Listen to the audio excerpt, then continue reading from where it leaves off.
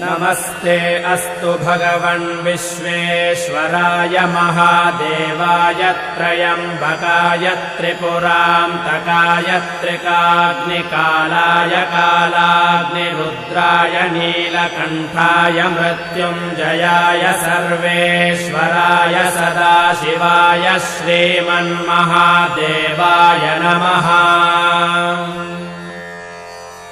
नमो हिरण्यबाहवे सेनान्ये दिशां च पतये नमो नमो वृक्षेभ्यो हरिकेशेभ्यः पशूनां पतये नमो नमः सस्पिञ्जराय द्विषीमते पथीनां पतये नमो नमो बभ्रुषाय विव्याधिनेन्नानां पतये नमो नमो हरिकेशाय योपवीतिने पुष्टाय